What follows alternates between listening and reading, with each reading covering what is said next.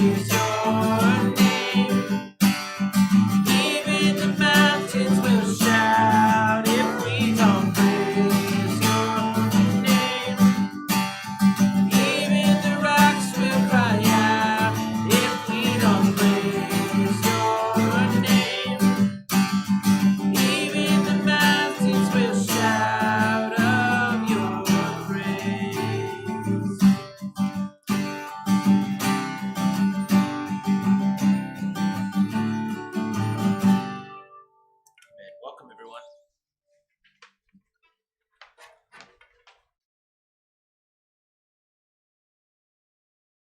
Mountainside. I'm Erin Defoe Hunter. I'm a member of Mountainside Communion. And we are a community of people who center our lives, gather around a text in the Older Testament. Sometimes I've heard a lot of people wonder, how do I discern God's will?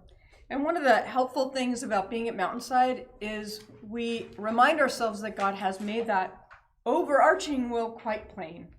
That our lives are, as Micah 6:8 says, God has told you, O mortal, what is good and what the Lord requires of you, but to do justice, to love kindness, and to walk humbly with God.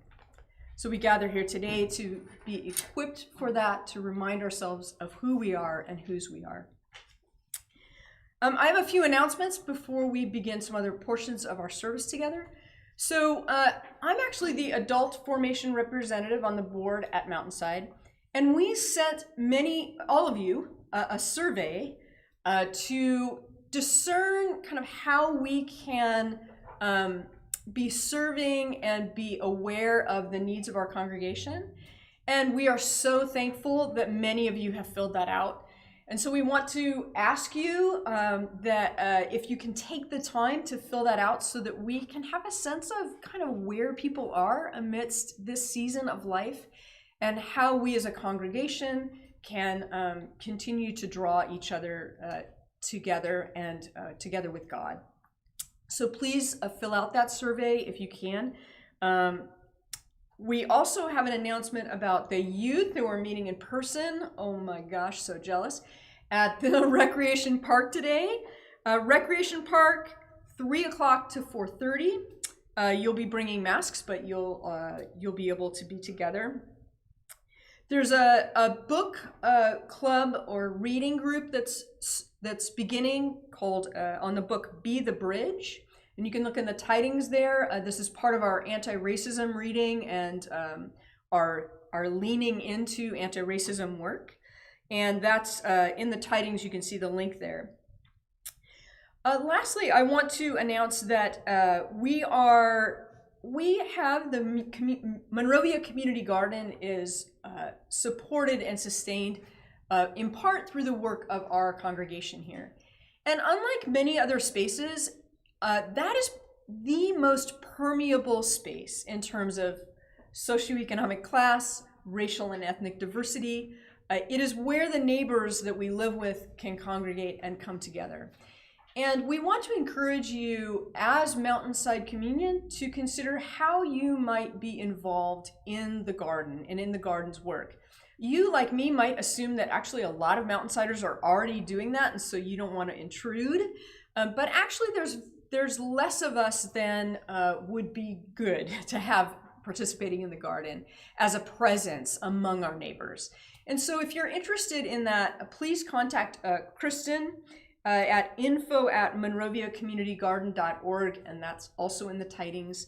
And I want to remind you that on Saturday, this next Saturday, April 29th at 9 o'clock, there'll be a Zoom workshop for the garden on spring veggies and irrigation. So please put that on your radar. And now I'm going to hand off to Deborah, who's going to tell us about something else that's happening in Mountainside. Thank you, Erin. I just want to take a few minutes to talk about vulnerability, because that's super exciting for all of us, to be vulnerable, to open ourselves to shame. Aren't we gonna? Yeah, we all like that. I was reminded this week in conversation with a number of folks about house churches, about how vulnerable it makes us feel to invite someone else into an activity, to let other people know that you want to participate, but you don't know how to get connected. These are vulnerable, tender spaces for all of us. And so we just want to encourage you to be awkward, to be brave and kind. I was listening to Brene Brown again this week, and those are 3 big words for her. And I'm like, oh, that fits for us. We need to be awkward enough to extend an invitation or to say, I really want to participate. How do I get connected? We need to be brave enough to do those things. And it is a great kindness to be welcoming and hospitable in wherever we find ourselves in that. So we want to encourage people to get together. For house churches, pastoral team started making phone calls this week. We are going to contact every person in the congregation to make sure that if you are ready to be part of a small house church on Sunday mornings, so that we can worship together until we're able to be together again in person, we want to make sure that you're able to get connected. So that's an invitation. We're going to be reaching out. I want to encourage you also to feel free to reach out to me or to anybody on the pastoral team to say, I want to be connected. We have some groups going, just forming, and we're committed to inviting people to host, and also committed to connecting people. So be brave. We all feel vulnerable. I was reminded of the middle school dynamic of like walking through the lunch line with your tray and coming out of the lunch line and looking for your friends at a table and seeing no spaces, or maybe there is a space. It's just tough. So be brave, and we're going to work toward helping people connect and be together on Sunday mornings until we are able to be together as a congregation again. That's my plug.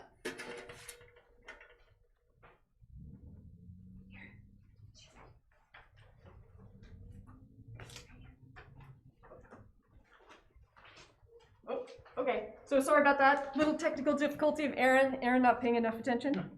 All right, so when was the last time you were awkward, brave, and or kind? So, and we want you to put your responses in the chat. And while you're thinking about that, we're going to watch an offering video from Tiffany. So remember, be thinking as you're watching, what is an awkward, brave, and or kind moment for you? And here we go to Tiff.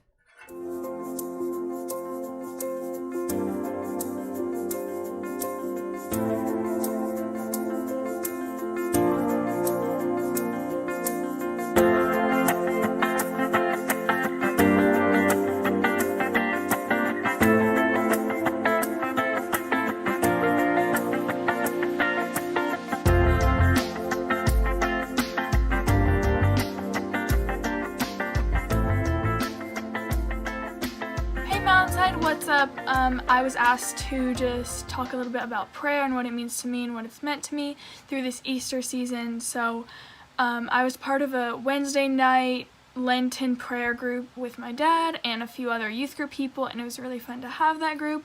And I'm really glad that I got the opportunity to do that because prayer has been something that's really important to me as well as many others through this time, especially through COVID and when we couldn't really see people. It was just kind of great to be able to pray and discuss that with God through prayer.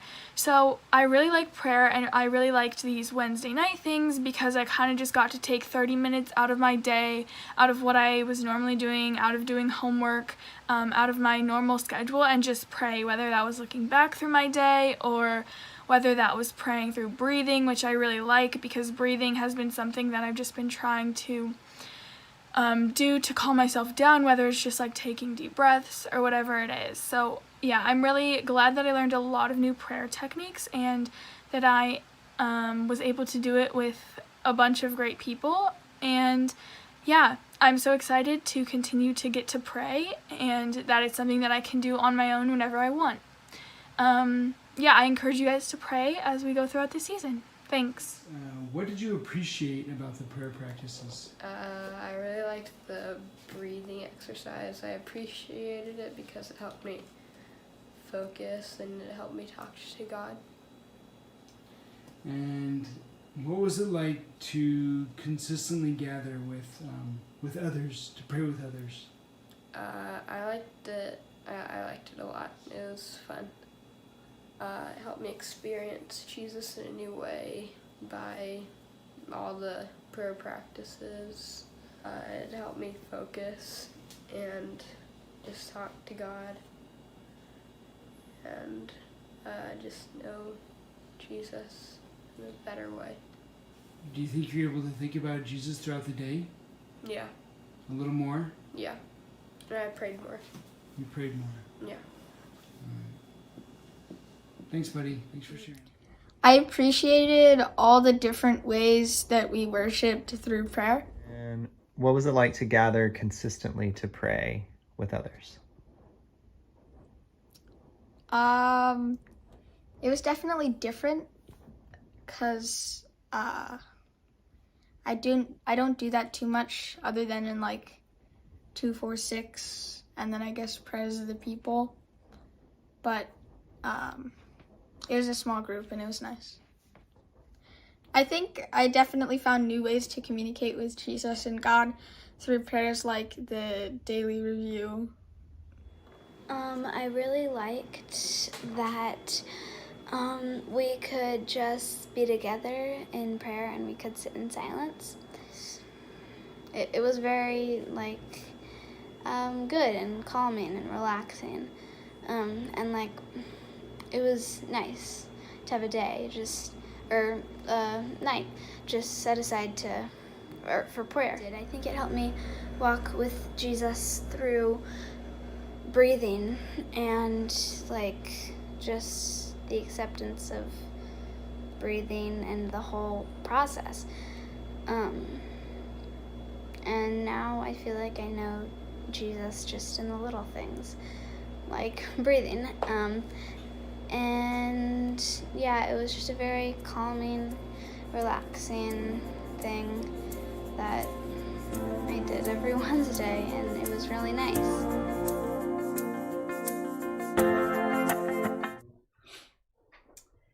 Friends, we commonly light a candle to remember that Jesus, the light of the world, is present among us. So join me in this short prayer. Jesus, our risen Lord, our hope is in you. May we grow in your love as we know you in new ways in this season. And let us all respond. May we know you anew. All right, so friends, I'm anxious to hear about your last time you were awkward, brave, and kind. I'm ready to hear them. So let's go to our chat. All right, So my favorite so far that Deborah shared with me is Megan Lundgren, who was approached by an employee at work with a bouquet of flowers, and she assumed they were for her, and they were not. That's a good one. Been there, done that. Others, any other awkward, brave, kind moments? Well, I had the opposite. Somebody at work gave me flowers. It was an office clerk, and I said, "Thank you so much." And she said, "No, I think they're from your wife." That's good. It made sense. Very I didn't nice. know why she was giving me flowers. So That's good. That probably avoided some other awkward conversations. Right. Yep. Mm-hmm. Others? Any others we have out there? Kurt said, I witnessed our neighbor's dog taking its last breaths in our neighbor's front yard last Tuesday night. It was sad and beautiful. Awkward me, brave neighbor, kind doctor. Oh, yeah, nice. I had a sort of awkward. I wouldn't say it was kind, but it was certainly awkward and brave for me. This week I had a difficult interaction. Found out some kind of news that was disappointing to me at work. And I normally don't talk to my colleagues about that. And I wrote to one of them and exposed kind of how disappointed I was. And also kind of, I asked and invited them to pray about this particular thing. And in my work, I just don't have a lot of practice doing that with others. And the response on his end was really kind. And he was very compassionate and understanding what was going on. So that was just this really... It was kind of taking that risk, right? Of like, I'm going to expose something that was difficult for me that I don't usually do with someone I don't usually talk to about these sorts of things. And it was really lovely. So I was grateful for that. Other things that we have coming in? Jeff says, every day at work, when I have hard conversations with patients' families. Ooh. Awkward, brave, kind. Amen. So thankful for people like Jeff, too, who are in those kinds of spaces where you face that kind of comment all the time. What a gift. Kara, Joel, and Zeke, they say the video just now, I'm assuming, knowing their age, they think that's awkward, but I thought it was quite lovely. And thank you, and it was kind of them to do it. So, thank you guys for doing that. I love when you guys do those videos, just so you know. That's one of my favorite parts when the youth participate or run the videos. So... Any others? Sonia says that book group continues tomorrow at lunch break.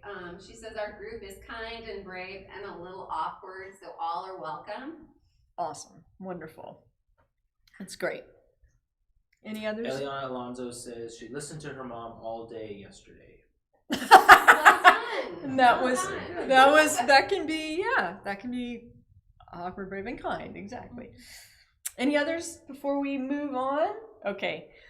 So right now we're going to take another look at a way to be involved at Mountainside. And let's hear from Josh. Hey Mountainside, it's Josh. I'm on my front porch. And looking closely, you can see the Christmas lights behind me. I almost took those down and then thought to myself, no, that's a good symbol of what this year has been in a lot of ways. A lot of sitting still. It might seem like extra time, and yet so much to carry and so much to hold that things like Christmas lights may or may not have been taken down for you as well. I'm coming to you today to give you an update on something coming up in our church life that I want to really highlight, and our board really wants to highlight. And over the years, as we've practiced communion together, communion with God, communion with one another, communion with our neighborhoods, the practice of listening has really been an important practice that we've tried to implement into our relationships, into our ways of being, into the very structures of our church life. We've tried to listen to God in a variety of ways, listen to ourselves, listen to one another, listen to our neighbors, and allow what we hear to shape how we form our ministry. And I don't know about you, but for this year in particular, I found myself listening to the rhythms of my household, maybe in ways and closer than I have in a while. I found myself listening to my own self in ways that have been important for me this year.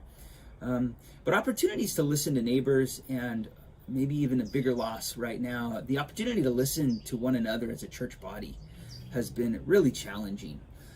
We've tried our best, right? Our board, I was so thankful with the ideas that came out of our board to call all the households of Mountainside to check in. We've had some groups online where we've tried to connect and be in each other's lives.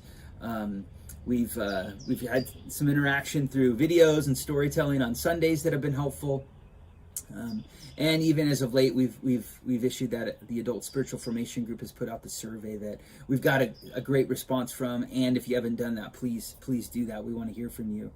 But even with all those efforts, the normal rhythms of listening that we're used to as a community has been lacking for obvious reasons.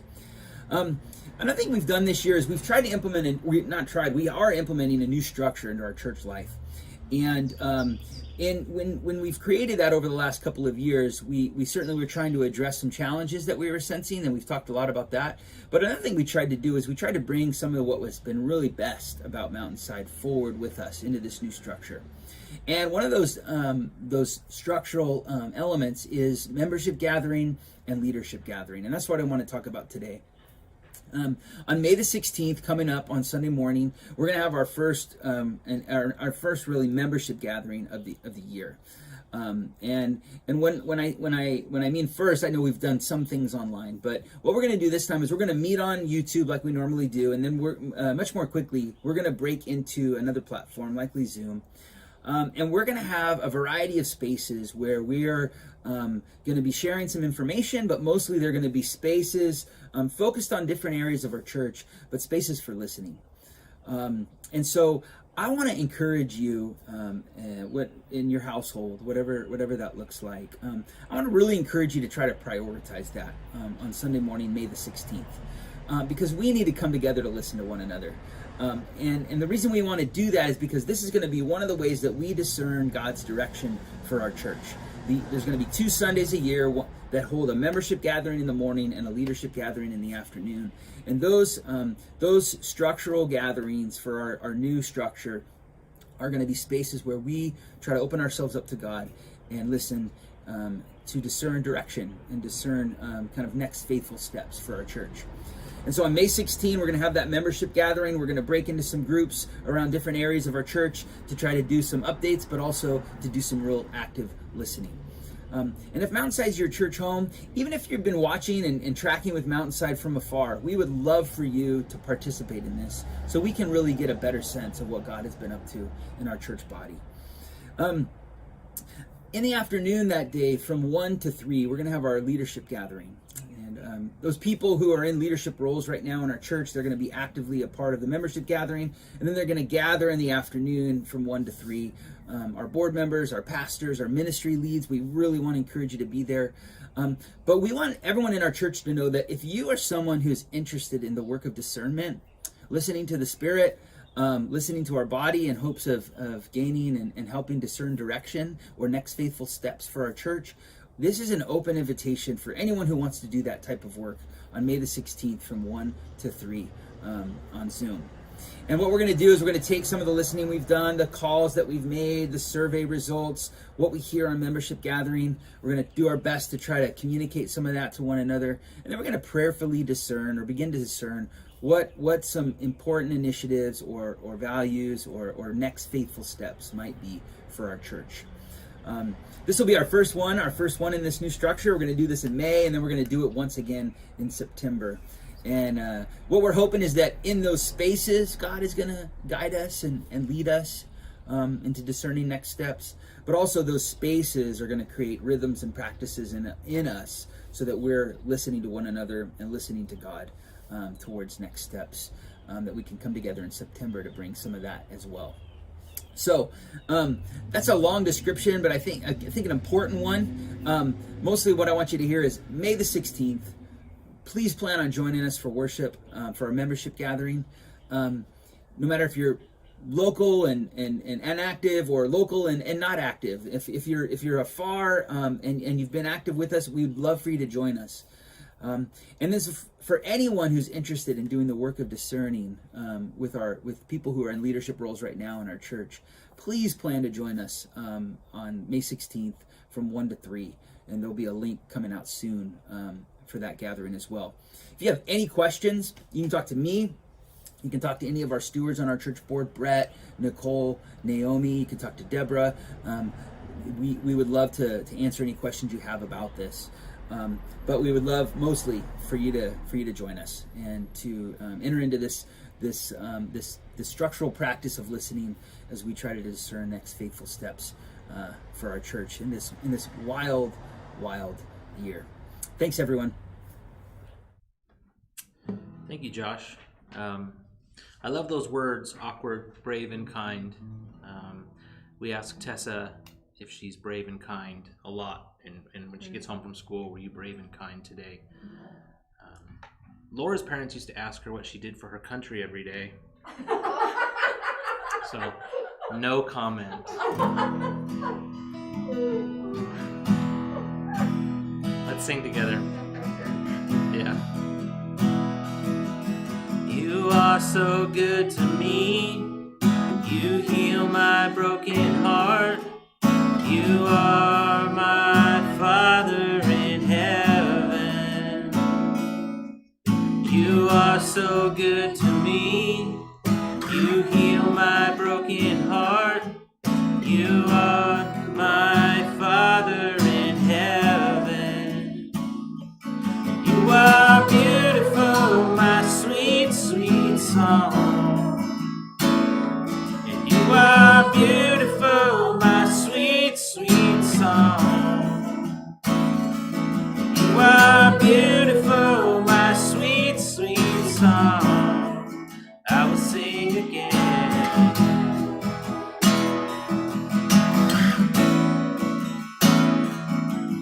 You ride upon the clouds. You lead me to the truth. You are the Spirit inside me. You ride upon the clouds. You lead me to the truth. You are the Spirit inside me. And you are beautiful, my sweet, sweet song. You are beautiful, my sweet, sweet song.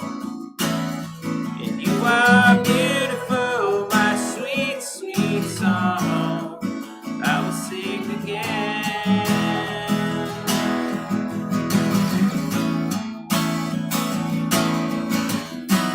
You are my strong melody. You are my dancing rhythm. You are my perfect rhyme, and I want to sing forever.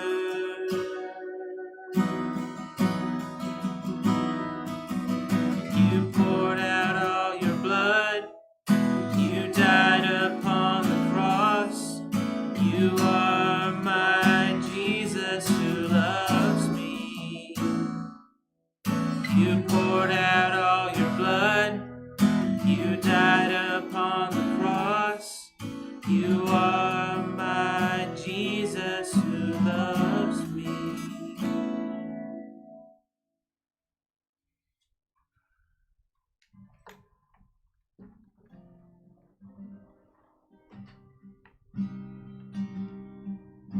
I don't think we've done this one in a while, but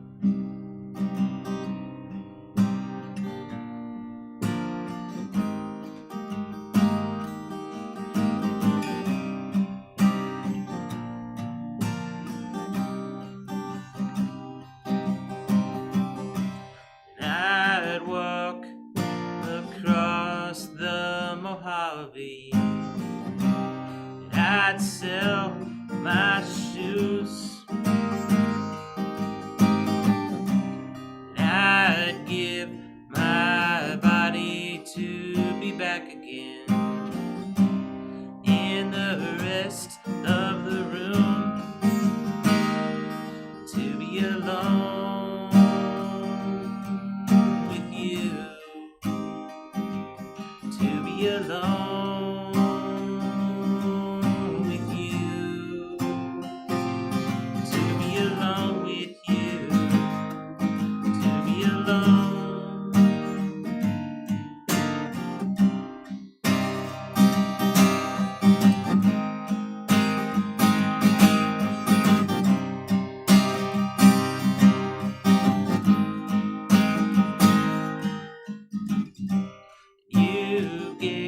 your body to the lonely. They took your clothes. You gave up a spouse and a family. You gave your ghost to be alone with me. To be alone with me. To be alone with me. You went up on a tree.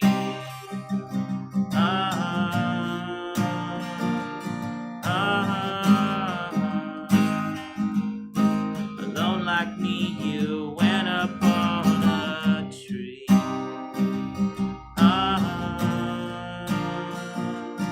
I've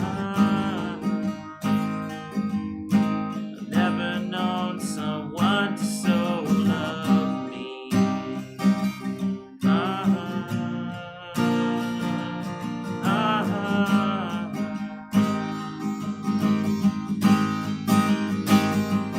To be alone with you.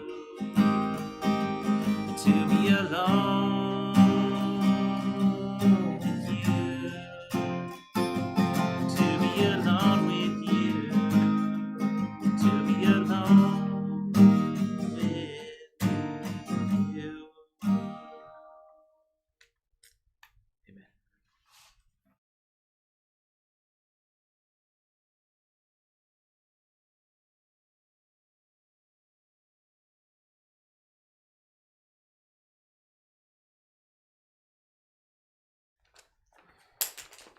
We're going to move into a time of prayer. As we bear witness to this week, and with our Black and brown brothers and sisters, we lament what has been clear to many for generations. We remember Dante Wright, killed by police this week. We remember the ongoing trial over George Floyd's murder at the knees of police. We remember those killed in another mass shooting. Matthew Alexander, Samaria Blackwell, Amarjit Johol, Yasvinda Kaur, Jaswinder Singh, Amarjit Scone, Carly Smith, and John Weissert. We mourn the revelations of white supremacy in the military.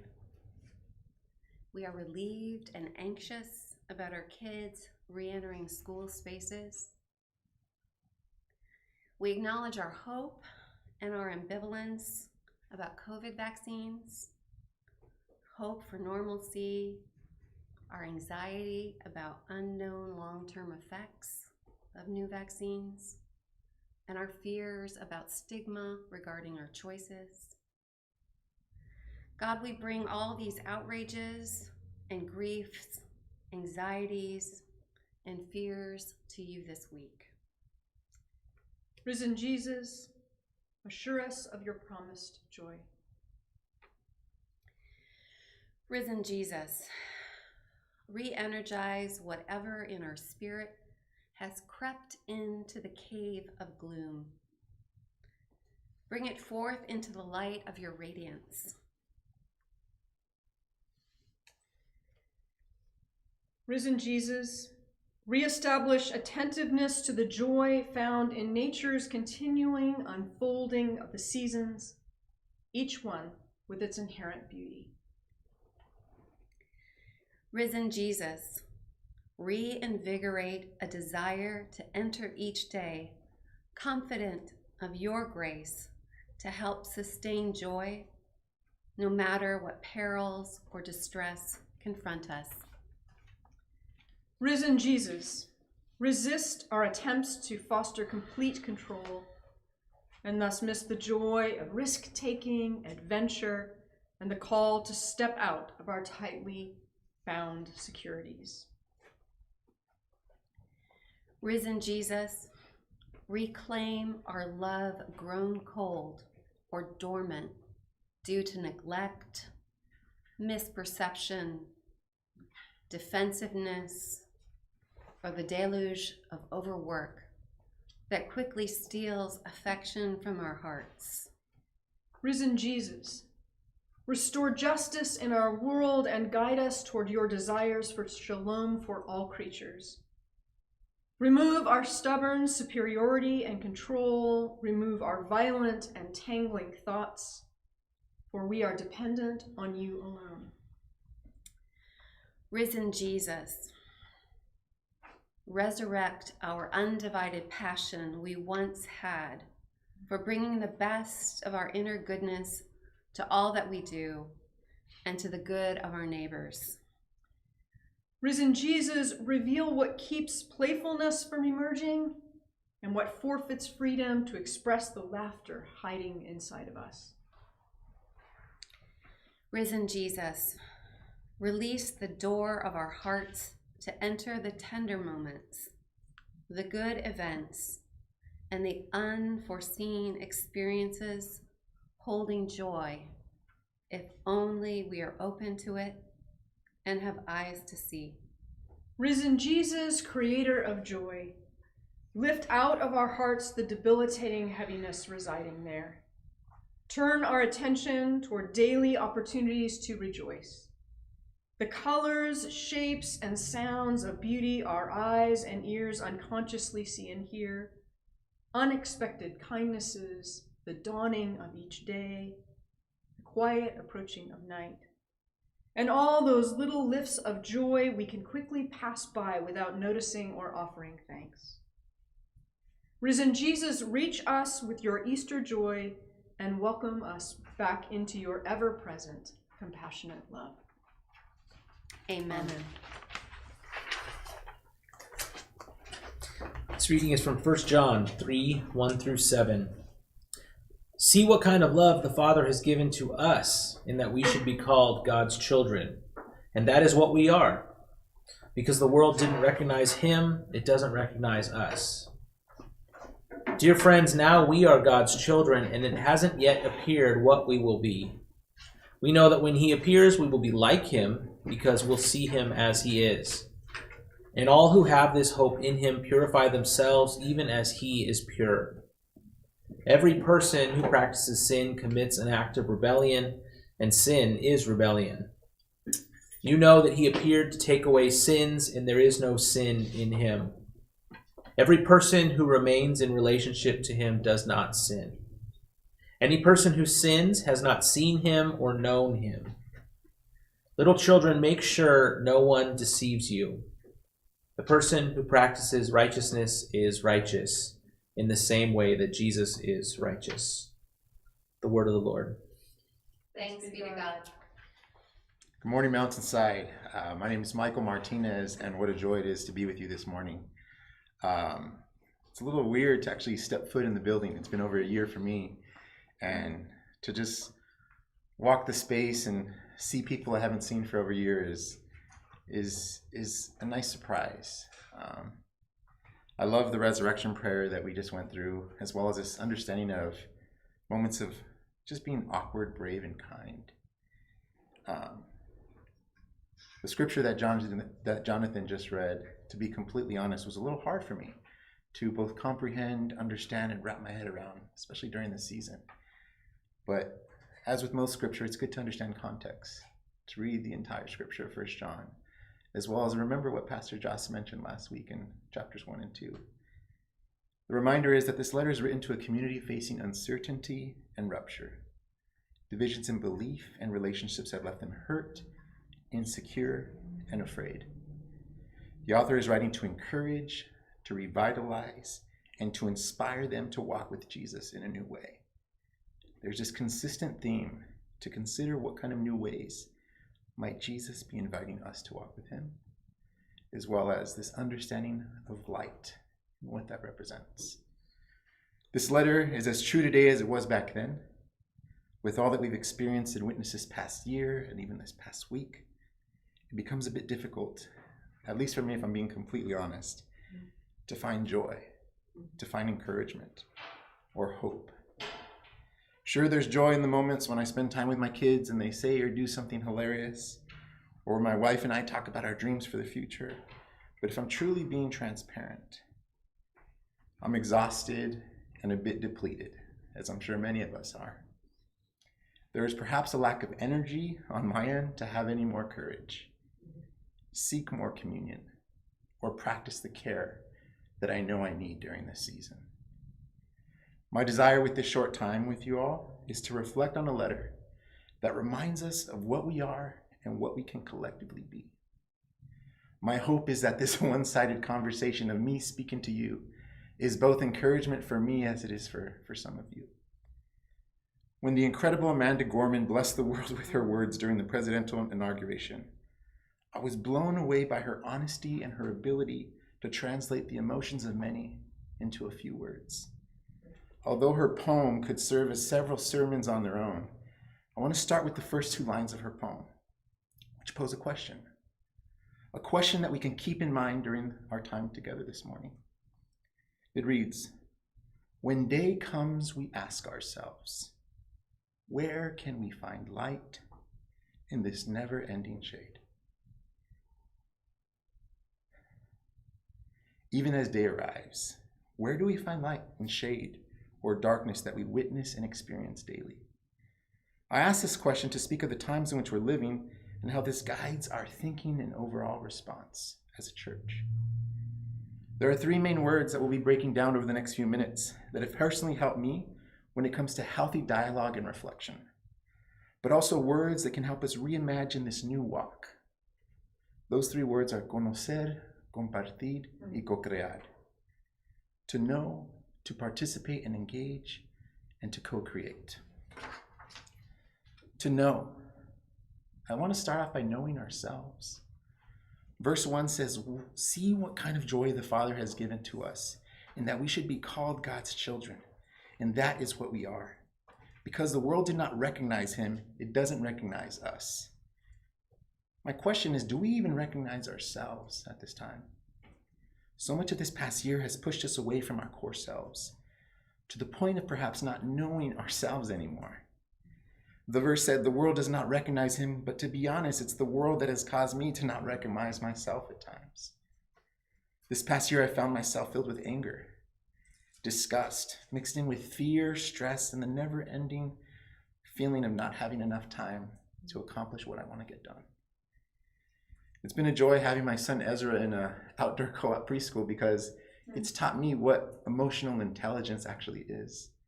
Growing up, I maybe had like 5 feelings I could respond to when someone said, "How are you doing?" Sad, mad, angry, happy, thrilled. And it was just my limited vocabulary of my personal feelings has really allowed me to learn, to take the space and reflect and understand how I am doing. But there's joy in this passage when it says, this is what we are. We are God's children, not by our choice or accomplishments, but simply by the Father's love. To be lavished by this love despite any and all circumstances. Other versions translate this beginning, to behold the love that has been bestowed upon us, asking us to literally pause and reflect on this one-sided love. A love that isn't being returned due to what was given, a love that simply is. What makes it hard for us to believe in this love? Perhaps it's our ego, perhaps our transactional mentality. One can only receive something if something is given, or our or disbelief. Love clearly is not present when there is so much hurt, pain, and loss, or our inability to be still, to pause, and inhale and accept the greatness of God's love. Despite our failures, insecurities, unbelief, and brokenness, we are children of God, and we are loved. Another portion of conocer, to get to know, is to know our neighbor and our surrounding community. Once we start to believe or perhaps even just reflect on the fact that we are loved, how is that love extended to those around us? This past year has proven a bit difficult to truly engage with our community in the ways that we have in the past. Conversations are cut short, Zoom fatigue is a real thing, and the pain and suffering that many of our neighbors have experienced has only added to the feelings of isolation and loneliness. But there's power in numbers, especially when people show up as their full selves, which forces me to ask myself, am I being intentional about getting to know my neighbor? Am I respecting my neighbor's perspective, lived experience, and leadership? How do we allow our collective lived experiences and perspectives to shape a dialogue rooted in care and love? Personally, in this ongoing practice of extending grace to myself and those around me, I've just found that it's just important to be still, extend grace, and just fully show up as who I am. And the last in the conocer is to know the light. Last week, Jock spoke in great detail as to how this letter is also centered around the message that God is light. In 1 John 1:5, it says, there is no darkness in God at all. And as he mentioned, I'm sure many of us can agree, this saying or understanding that God is light is nothing new, perhaps even controversial. Josh mentioned that if we were in person here at the church, there was this desire for us to possibly break out into groups and share our understanding of the light. When that example of phototropism was presented, which described a plan's effort to find the light, I took a moment to reflect on my own infatuation with the word light and what it represents. My first response in my reflection was that we are nature. There's not a disconnect. We are nature. We, just like plants, seek light for a variety of reasons. For comfort, for warmth, for direction, and even security. There's something about the darkness that in some way evokes this universal fear of the unknown. Full transparency, now I was putting this message together a few hours ago. Ezra, my son, woke up 5 times just with this fear of dark. And perhaps turning on the closet light would help him go back to sleep. We have a desire to shine light on our darkness. Light allows us to see things with a bit more clarity. There's a comfort that light provides. Driving in dark conditions is hard. Walking or hiking in dark conditions is hard. How hard is it to live without the light that centers us, that guides us? Tapping into my own lived experiences, and Yvette and Adrian can speak to the validity of these examples, I've personally just been drawn to light in different ways. So I apologize for these examples. But the first time I saw a lightsaber, I was fascinated with this object. A sword that literally was a beam of light that could virtually cut through anything. From middle school through our first years of college, there were many lightsaber duels, which allowed us to see colors pierce through darkness and move so beautifully in a variety of directions. I'll admit that the lightsabers I speak of still exist in the Martinez household, and that Diego and Ezra have officially entered their training. But there's beauty in that. Another light example was Adrian and I in high school were science camp counselors. God knows why they chose us. But there was one night where our cabins gathered with the other cabins from other schools in the district, and we were in high school and we were monitoring elementary school students. And the staff of the campgrounds took us on this night hike. And growing up in Los Angeles, I wasn't aware of what light pollution was. But the fact that the stars, when there is no light pollution, are on another level. And this camp counselor staff person brought out this green laser, and he turned it on, and it's as if the beam was touching the stars. And he was explaining the different constellations and the stories of the stars and its history. And I couldn't listen or hear or comprehend a word that he was saying because I was fixated and fascinated by that laser. So much so that as I returned home, I immediately purchased one myself, and it was the cool new toy that I showed. So much so that when Yvette and I were dating, I took her to Griffith Park and tried to reenact that very scene. Well, let me explain this belt or this little dipper, and causing a little bit of a scene. But there was beauty in the ability to point to something that was far beyond our grasp and to be somewhat connected to it.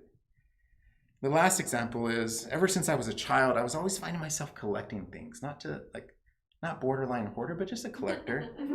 From stickers as a youth to mechanical pencils when I was in elementary school, baseball ticket stubs, having visited all the baseball parks, to flashlights. The flashlight collection has followed me into adulthood, so much so that anytime I receive an REI gift card for Christmas or my birthday, Yvette literally has to check in and remind me, we don't need more flashlights.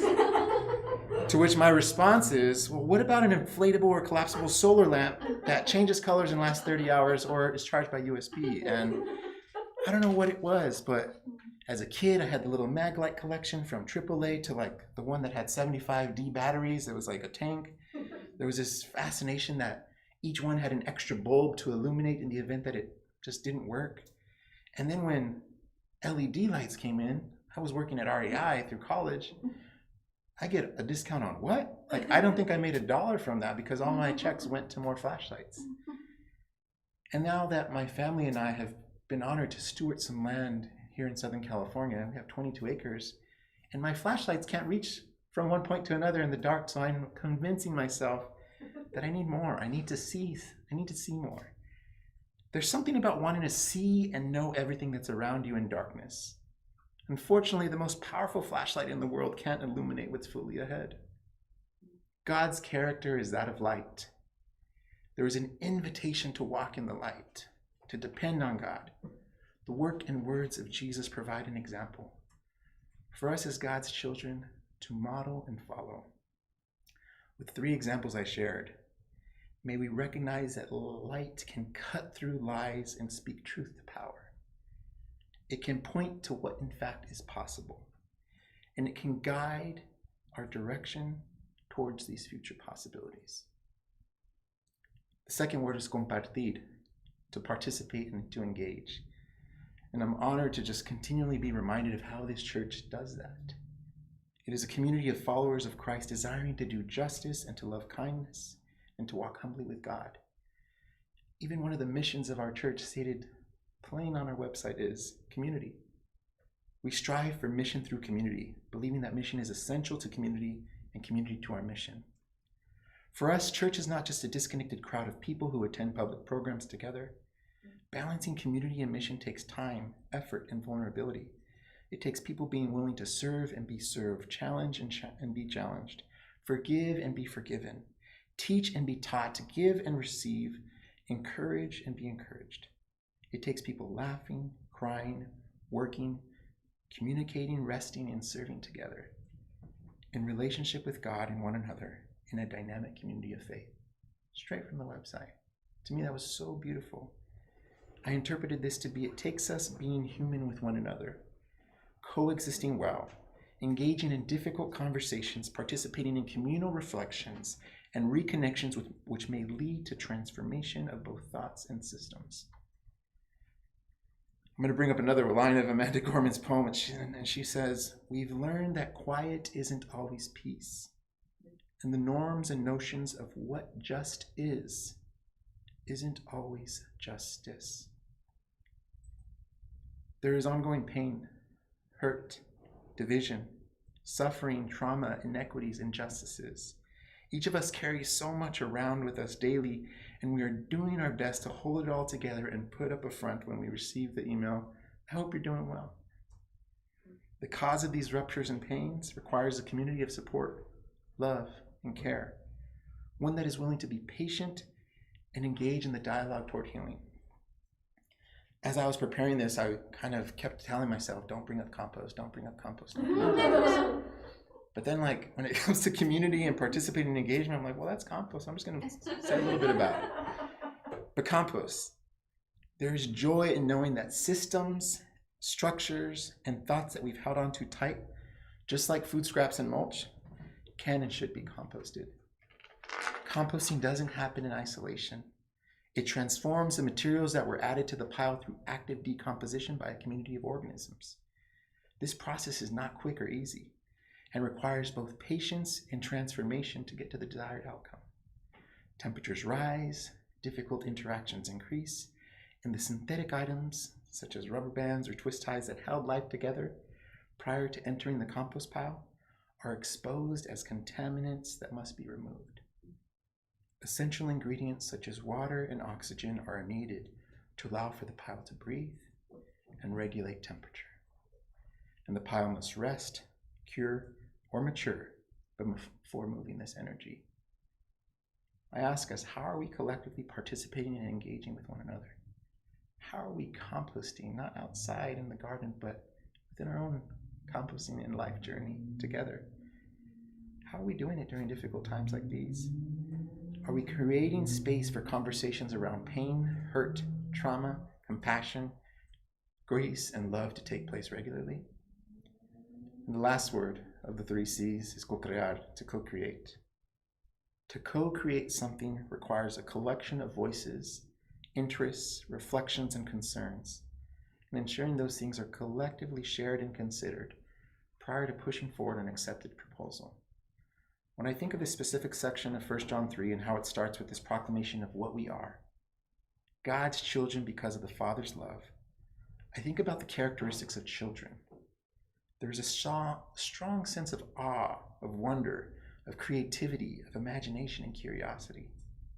And I ask us today, how do we get back to that? What is distracting us from our creative spirit?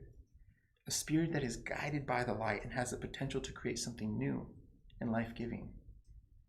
Is it our inability to think of others during this time? Is it perhaps a scarcity mentality that there's not enough to go around? I know as a father, it's easy to distract my 2 sons with a show, to not think or create, but to just be and be numb. And perhaps we do that as adults as well. And witnessing the interactions of my 2 boys is also incredible. One of Diego's favorite words is mine. I said, yeah, no, this is mine, and we're not going to play together. I said, this is mine. It's interesting, a 1 and a 4-year-old's interaction, but I think on the flip side, there's beauty when they create something together. They might have different ideas at first, and Diego's a little dinosaur, he just destroys everything. But on Friday, Ezra brought out some blocks and was trying to make this little tower fortress for his little Paw Patrols, dogs, whatever, pups. And Diego kept destroying it. And Ezra was really good about it, just controlling his feelings. Diego, I don't like that. Diego, I don't like that. And Diego finally clicked, and Diego started making towers of blocks, just towers. And Ezra saw those towers and tried to put his dogs on it and around. And when Diego witnessed that Ezra appreciated his towers, he just shouted, yay! Like, we did something together. And for me, it's like a 1 and a 4-year-old doing that with blocks and Paw Patrol toys. Imagine what we can create when it's done with intention and guided by the light in terms of our walk with Jesus. Ensuring that it's guided by the life and teachings of Jesus. And I love that resurrection prayer that we just went through because it really provided context to our current reality. The author Sonia Renee Taylor says, in regards to what we want to go back to, we will not go back to normal. Normal never was. Our pre-corona existence was not normal other than we normalized greed, inequity, exhaustion, depletion, and extraction. Disconnection, confusion, rage, hoarding, hate, and lack. We should not long to return, my friends. We are being given the opportunity to stitch a new garment, one that fits all of humanity and nature. And Amanda Gorman closes her poem saying, when day comes, we step out of the shade, aflame and unafraid. The new dawn blooms as we free it, for there is always light. If only we're brave enough to see it, if only we're brave enough to be it.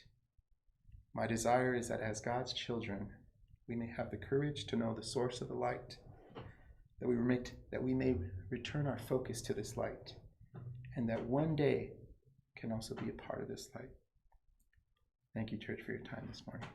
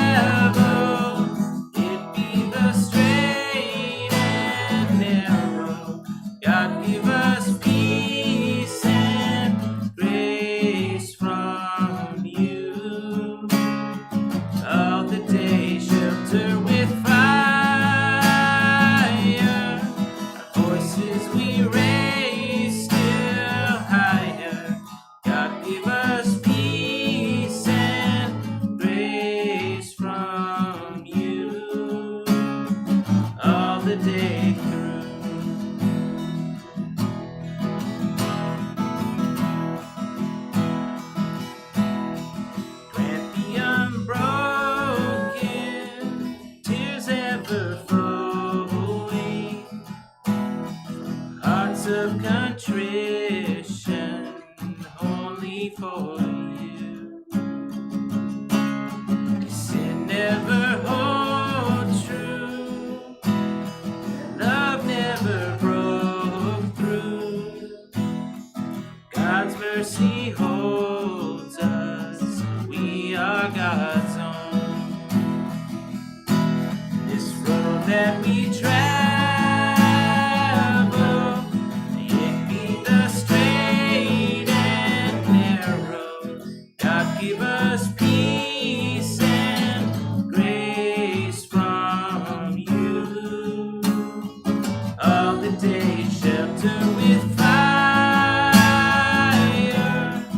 voices we raise still higher. God give us peace and grace from you all the day through. We made it through that song. Join Austin in the Zoom room, please, for Eucharist, and everybody have a blessed week.